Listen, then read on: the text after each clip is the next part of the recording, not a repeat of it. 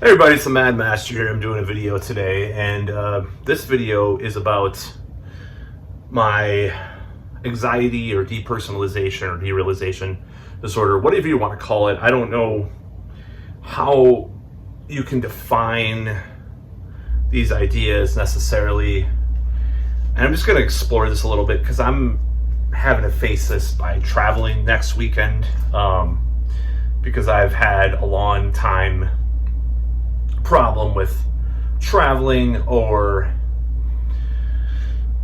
being in different places, unfamiliar locations. Now, I have dealt with this for a long time, and I'm going to do more videos about it, but I just feel like doing this video of what the symptoms are of what happens with my panic attacks or whatever you want to call it. I'm not going to be a person that wears their mental health conditions on their sleeve. I know some people that do that.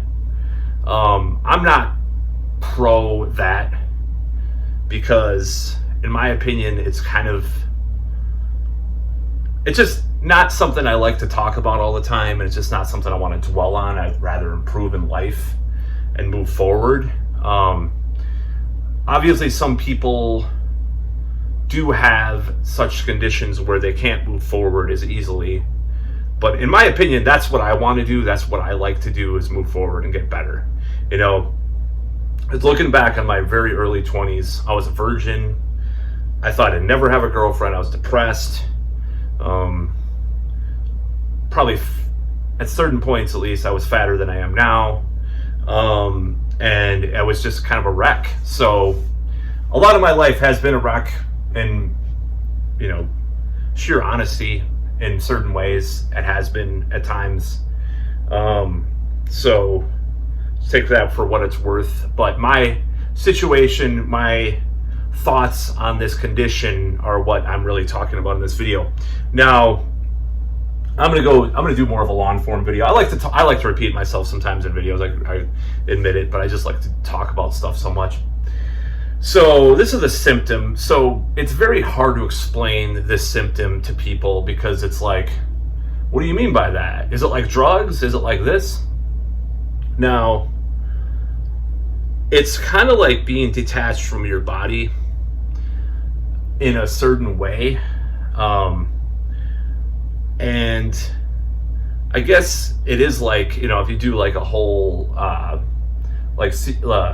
Delta 8 or Delta 9 or whatever, edible, gummy or something like that. Let's just say you did that. It is kind of like that, where you're kind of depersonalized, but it's not in a good way. It's not in a good manner. It's kind of like the difference between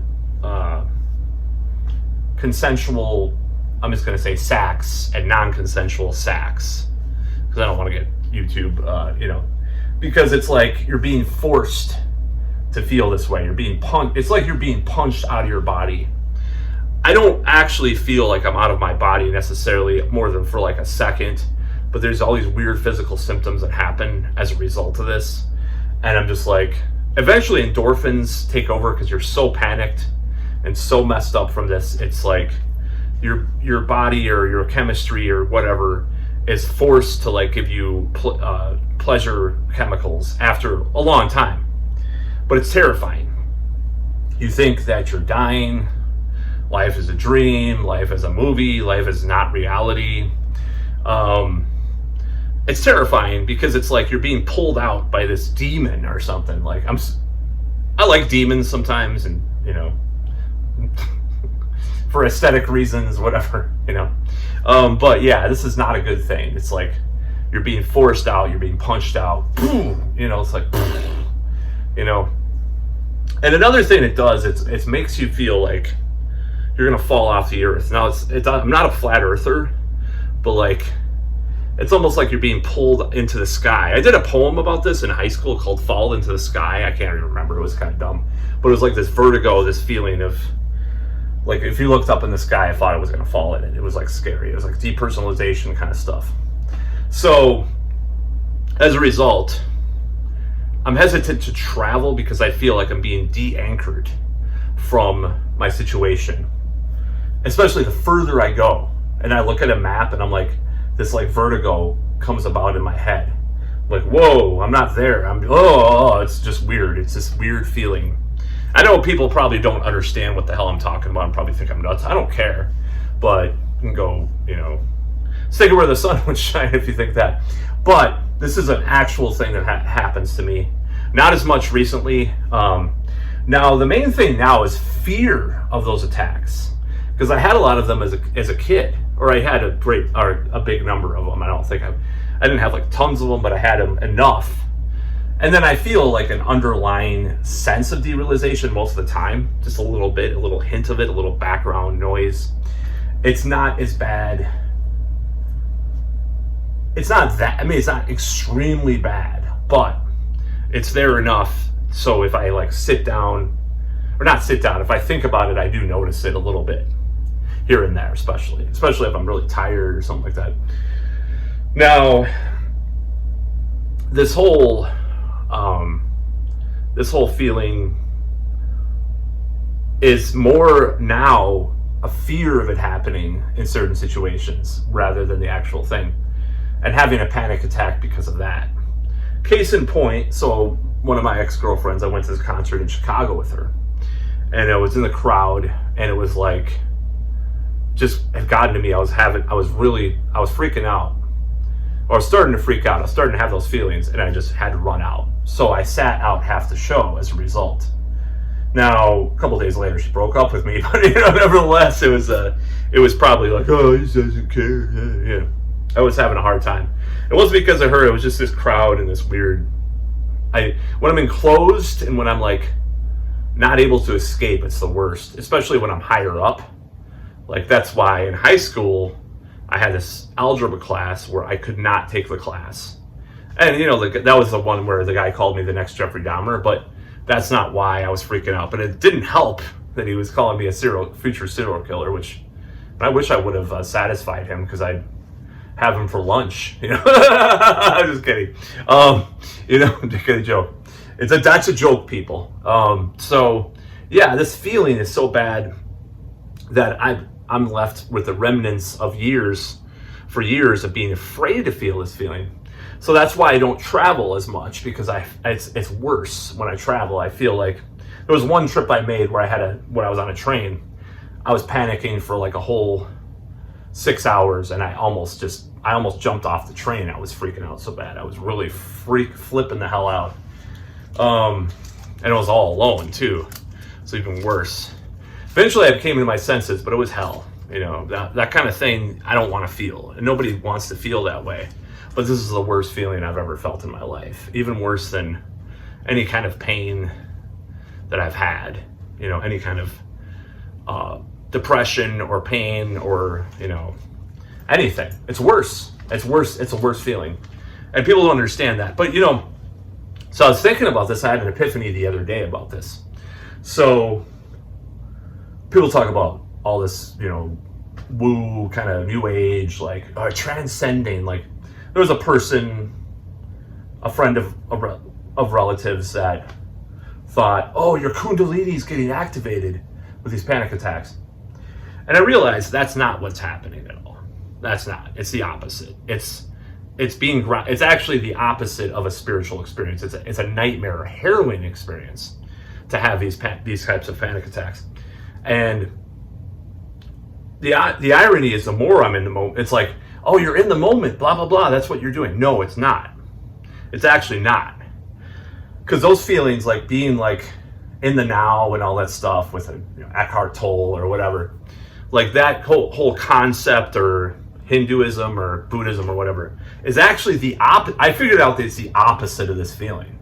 Because this is like the worst feeling you can feel in the opposite direction. Even though it may have similarities to these ideas, it has similarities, but it's like the evil version of it. It's the evil twin of it that isn't it. It's the opposite. Because the more free, like the more easygoing I am, the more relaxed, the more happy I am, the less apt I'm have that background noise of the depersonalization, derealization. And that's one epiphany I had. Like the most Like, I'm just like, yeah, I'm just living life, blah, blah, blah.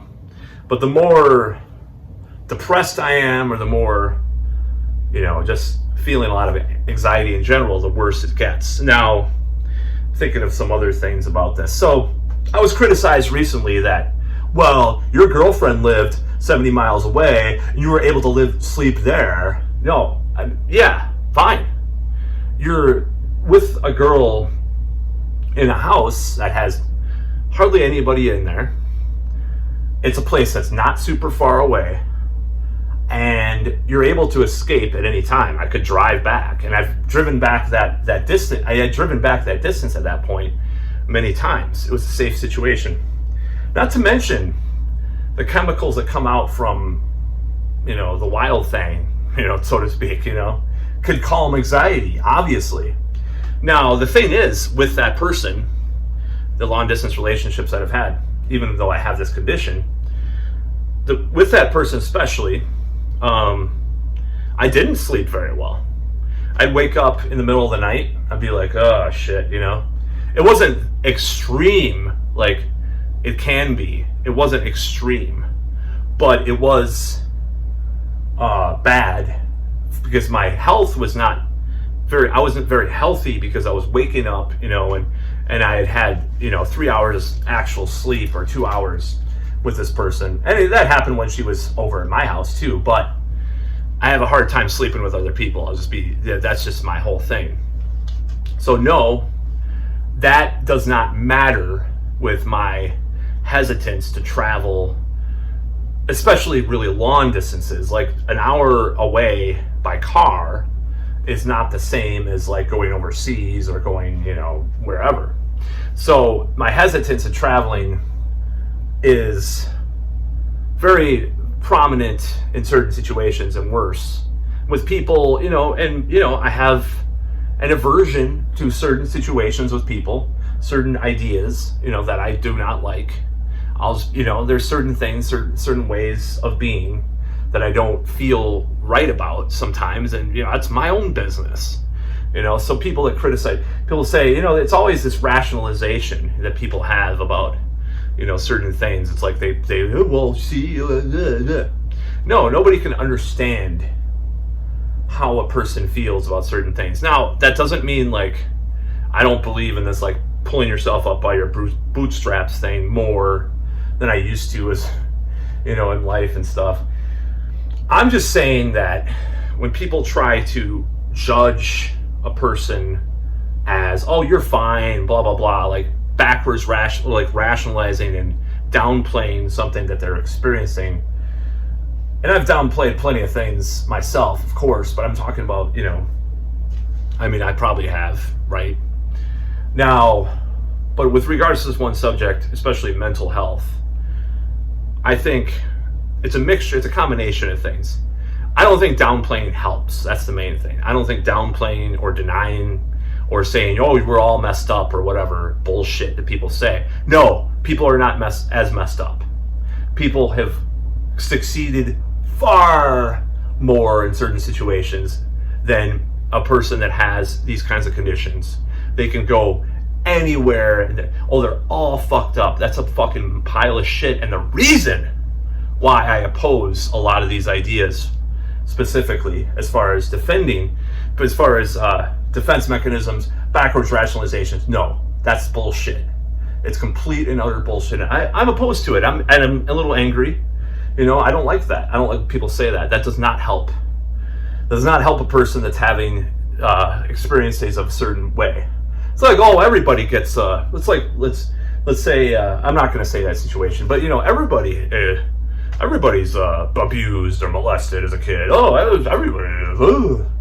Does that make it right? There's plenty of people that weren't, or not to the extent that a person is or a person gets. So it's a bunch of bullshit, and it's like the impetus is just to make excuses for whatever you're doing, and it's manipulation at its worst. I'm just gonna say, in a certain way, it's a manipulation, and maybe the intent is positive, but it's almost like You're making excuses for things. You're not understanding. You're not empathizing in the right way by saying that, in my opinion. So I don't like that. I don't like that whole idea. That doesn't mean that I'm going to say, like, people, like, there's too many people on SSRIs or I don't, like, want to say, I'm not going to sit here and say that, like, I'm not going to sit here and deny that, like, mental health has gone a little too far into these weird realms. But I was having this shit as a kid when a lot of people were not, before people got all the drugs and these weird societal social contagions, in a way, that people get. Oh, I have ADHD, I have autism, I have all this stuff. No, I was a little fucking kid that didn't know shit from Shinola that was having all these fucking problems. So anytime a person, especially like a relative, if they say, oh, everybody's blah. No, I was having these problems. Nobody knew what the fuck to do back when I was a kid. Okay, this is kind of a therapeutic, weird episode of this channel. I'm just being honest. It's a little bit coming forward with stuff, which I'm probably going to do more here and there of these kinds of videos. But nobody knew shit from Shinola. Nobody knew about depersonalization or derealization disorder. I don't know if I have a textbook case, like 100%, that's identical to everybody else. Everybody has different things in different situations. But nobody knew what the hell it was. Nobody knew what kind of these panic attacks that I've had, these anxiety issues that I've had. Nobody knew. A lot of people did not know shit, It was even before, when I was a really little kid, it was before, like, SSRIs were even widespread. I think Prozac had come out and was being, used by some people, but there had been, and I'm not even pro SSRI because there's a lot of controversy with that. I'm not sure where I land on that. So there's, what I'm saying is that I don't feel like my situation is like this modern Generation Z or millennial, like, everybody's fucked up, blah, blah, blah. Like this, I don't fit into that paradigm. I don't fit in that model. Because I'm a fucked up elitist. I'm the original, I'm the gatekeeper, of being fucked up because I was early, No, I'm not. I'm just saying that I was, before everybody started talking about all this shit, I was the one that was having these problems that not many other people had in my class of school or that I knew. And it's impossible to tell that everybody's having, if everybody's having problems. But in my opinion, I was an exception. I'm not saying that everybody's doesn't have problems, but to distort it in that manner, I find very offensive. I find very offensive. Like, everybody's fucked up. You're almost downplaying, like, oh, everybody's. No, that's not what I wanted to be. That's not how I wanted to be with people or how I wanted to develop in my life. Because it doesn't mean I can't be grateful for what I do have, or grateful for experiences I've had, or how far I've come, or whatever in life, in comparison at least. But in comparison, and that's fine. I think comparing yourself is fine in certain ways, because when you see people doing, even, when you're a little kid or when you're even an adult, if you see people doing things really easily, like most people do, and you have a hard time doing it, you're not in that club of everybody's fucked up. Oh, everybody has problems. That's fine, but saying everybody's fucked up, no, that's not right. I don't like that. I don't like that frame of mind. I think it's pretty horrific for anybody to say that, and I feel very offended by it. So I don't know why people say that stuff. If they're a parental figure, for example, maybe they're trying to get out of feeling guilt or something, which at this point in life, nobody should feel guilt for being a parent of anybody, if they're like an adult after a certain point. There's nobody that's responsible. I take full responsibility for myself, but to put me in this category of, oh, well, everybody's fucked up, no, I don't like that. or everybody has problems. No, that's not the way to talk to someone that's having a problem. I'm not going to say, it's like telling a survivor of like abuse or sexual abuse, everybody gets raped. Oh, a lot of people have been raped, you know? Oh, great, you know? Now, as far as an individual identification, oh, I have anxiety as well. This is what I do. You can get better. Oh, this is, you know, that's a little bit better. But like saying, oh, everybody's, it's just fucking retarded. I'm just going to say it right out. So that's what I think about that. Now, in regards to my own problems, I don't like talking about too much on this channel, but I'm going to talk about it a little bit. Yeah, it's been a challenge, you know, and it has affected life. Now, it may not affect life every day in the same way. You know, it might be that I go to work or something and I feel a little bit uneasy, but even that little unease can have an effect and compound in your life because, oh, well, he's not smiling, so I'm not going to go talk to him, blah, blah, blah, blah, blah, blah. He seems so blah, blah, blah. You know, it's these little effects that happen because of these after effects of situations with your mental health issues that influence other things in life. It doesn't mean that just because I don't have a panic attack every day and walk out of my work because some kid said I farted in the cafeteria or something. A true story, actually. And I didn't fart, by the way. Now, if I went back in time on a note and was accused of farting, I was like, I'm going to fart in your face. That's what I would say. Now, I would just be like defensive. I wouldn't be defensive about it because that makes things worse. Like, oh no, I didn't do it. Whoever smelt the Delta, I should have said that or something. You know. Anyways, when you're a kid, that's like a big deal for some reason. Bodily functions are bad. Then there was some kids that said, like, didn't like twist it around, like this friend of mine that said, had this button that said, who farted? He didn't care. He would like to do that in front of people, probably. So it's just so stupid. I think it's just so, you know, it's hard to look at these things and it's hard to deal with these things because at the same time, it's like, come on, man up, you know? But when you don't have I'm going to talk about masculinity in more future videos. I think sometimes certain role models, certain situations, certain experiences do help in your life from this masculine perspective. As controversial as the woke crowd makes it nowadays, oh, blah, blah, blah. Even like, you know, even like with a person with two mommies, one of them might be more butch and like more, yeah, let's go fishing, yeah, you know? Like, I'm just saying, like, that's the truth. Like, let's not, like, masculine and feminine energy exists. Now, if you're bathed as a kid in feminine energy and drama, and then you don't have masculine energy coming from the person that's supposed to be masculine, just fucking checks out, then that's a problem, I think. So you're bathed in this shit. So you don't have the resources as much to deal with these things because it's so unbalanced and impure from this perspective of there's a balance between masculine and I'm getting into some weird shit in this video. Masculine and feminine energy.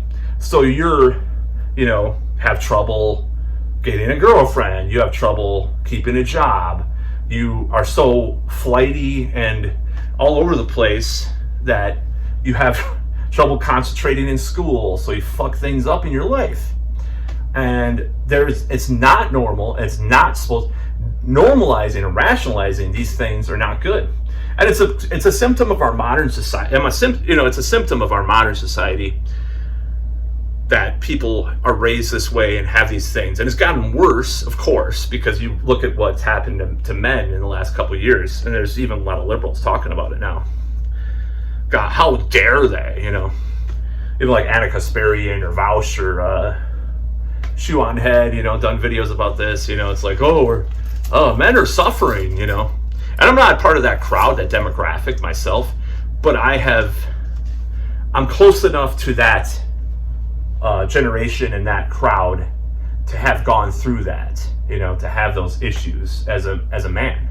Because when you don't have that, you know, you have someone that, you have those types of situations, you're going to suffer. And I'm just admitting this. I'm not blaming everything on my upbringing or anything in this video. I'm just saying that people, if you don't understand where someone's coming from, you're in denial. You've got to look at that.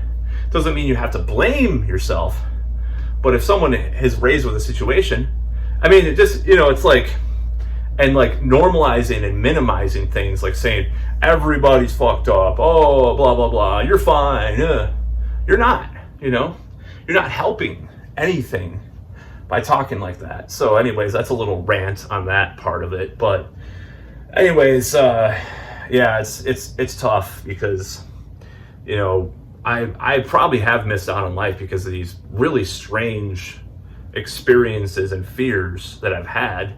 I'm just admitting, but it's like I just have to keep going and keep experiencing life as I do, and it's difficult. It's difficult to have those types of frames of mind that I do.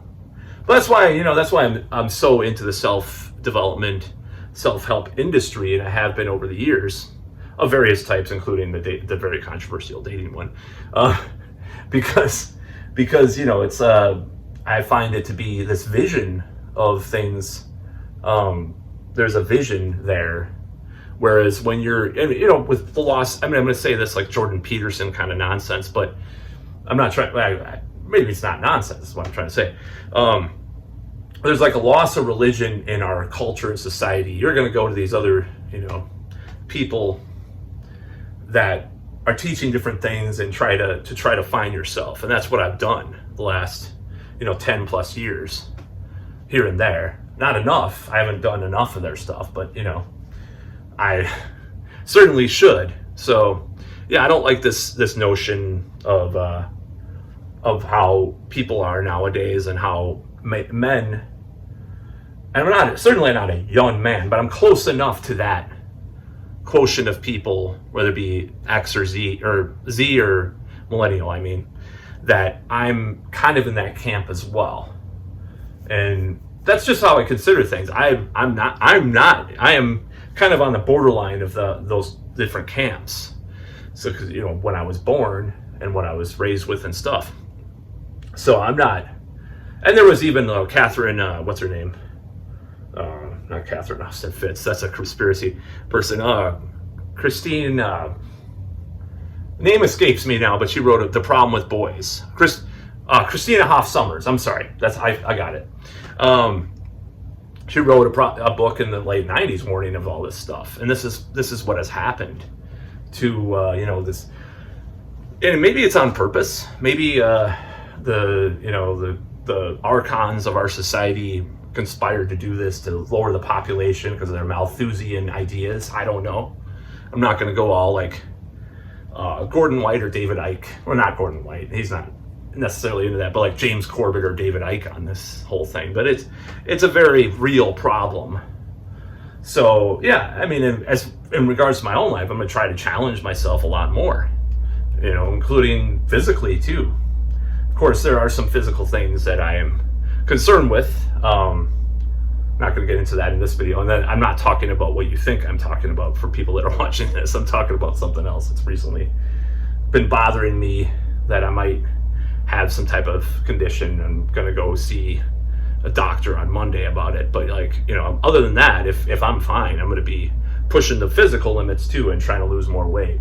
That's what I'm trying to say. I'm not talking about anything else that you might think I'm talking about. Of course, anyways, so yeah, in conclusion, I think that's kind of my depersonalization story in a way, and more of a more of a detailed sense how things have happened with this whole journey. It's been very difficult at times to live normally, and I wake up a lot. I can't sleep for some reason. I have trouble sleeping even without a lot of caffeine sometimes.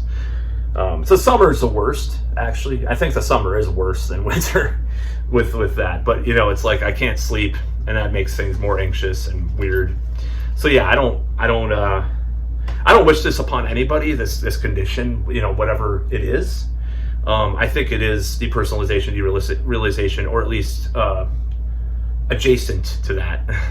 Well, it is. I mean, it is, but it isn't. But I think there are people that have this disorder that it's a spectrum like anything, or it's a scale, And mine's not as extreme as other people's, but it is extreme enough to affect my life, which does, make things difficult. And, I actually did qualify for assistance at some point, a certain point in my life, which is ironic to say that, but I've plowed through all that. I pushed through all of that stuff because I wanted to not be one of those people, because I know some of those people that have just, they are on assistance or something, and, they have these situations. I've tried really hard not to be one of those people, and I'm not looking down upon those people, but in a way, like, I have too much pride, in myself in a certain way, even if the pride is not always there, but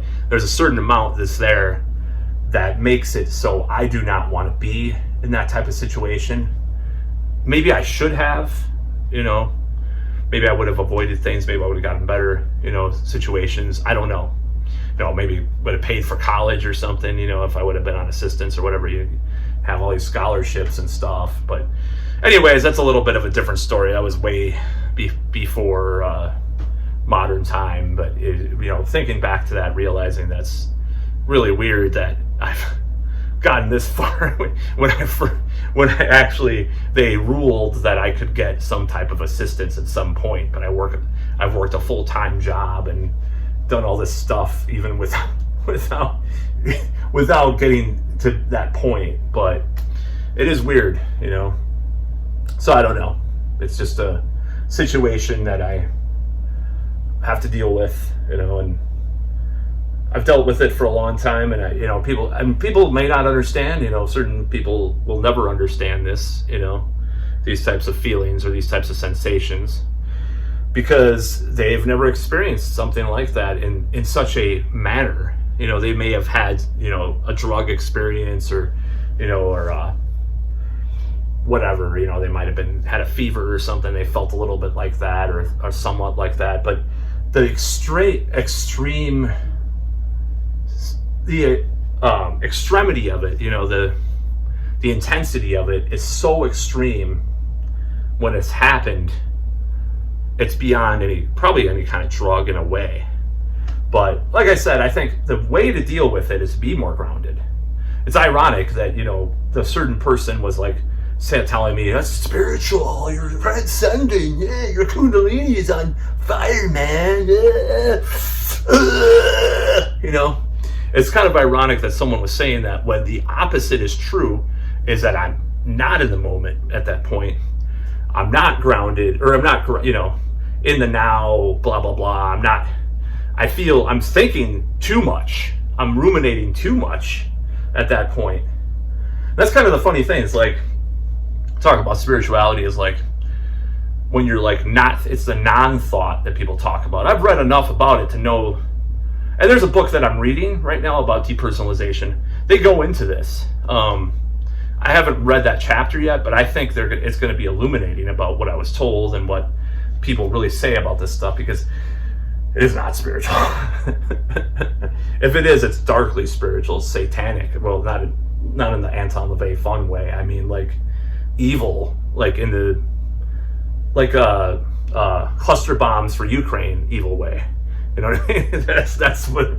Not to get political, but that's what I mean. Like it's bad. It's not a fun thing to experience for anybody, in my opinion. And I'm going to try my best to do more things and not try to have that. It's possible it's related to other kinds of anxiety too. Try to eliminate those other types of anxiety. It may be an ancillary benefit. Like, well, I'll feel less anxiety about that. I hate to say it, but going out there and doing certain things with friends, and approaching some situations, might be a good thing too for that. But I'm not going to talk about it in this video. That's about all.